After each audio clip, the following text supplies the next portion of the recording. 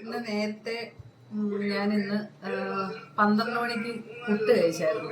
പിന്നെ ചോറ് കഴിച്ചിട്ടേ ഇല്ല.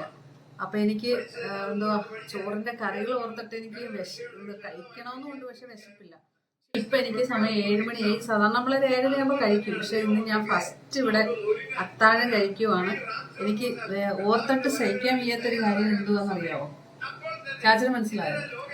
അതാണ്ട് എൻ്റെ നെത്തോലി പീര. അപ്പം എൻ്റെ കറികള് മത്തി, ഇത് നെത്തോലി പീര, ഇതെനിക്ക് ഭയങ്കര ഇഷ്ടമാണ്. അതുകൊണ്ടാണ് എനിക്ക് വിശപ്പ് ഭയങ്കരമായിട്ട് ഇപ്പോൾ വന്നത്. അപ്പം എൻ്റെ കറികൾ നെത്തോലി പീരയുണ്ട്, മോര്, ഞാൻ ലേശം മോരെ എടുത്തിട്ടുള്ളൂ, പിന്നെ നല്ല മത്തിക്കറി, നമ്മുടെ നാടൻ മത്തിക്കറി, പിന്നെ ക്യാരറ്റും ബീറ്റ്റൂട്ടും കൂടെ ഒരു മിക്സ്ഡ് തോരൻ, സവാള എല്ലാം കൂടെ ഇട്ടിട്ടൊരു തോരൻ, പിന്നെ ഇൻസ്റ്റൻറ്റ്, അതായത് പെട്ടെന്ന് നമ്മൾ ഉണ്ടാക്കിയ ഒരു നാരങ്ങ, ഉപ്പും മുളക് പൊടിയൊക്കെ ഇട്ടിട്ട് ഒന്ന് ടേസ്റ്റ് ചെയ്യാൻ വേണ്ടി. അപ്പോൾ നല്ല വിശപ്പ്, ഇത്രയും കറികൾ കൂട്ടി. സാധാരണ എനിക്ക് ഈ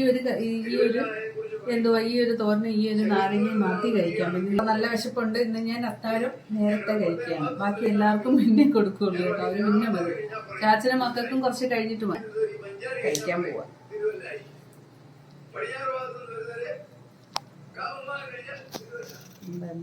ഇത് മാങ്ങയിട്ടൊരു പ്രത്യേകത എന്ന് പറഞ്ഞാൽ എന്താണോ, മാങ്ങയിട്ട മത്തിപ്പീര കേട്ടോ.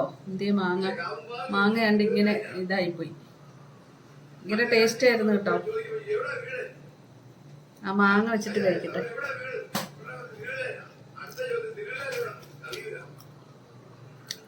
സൂപ്പർ.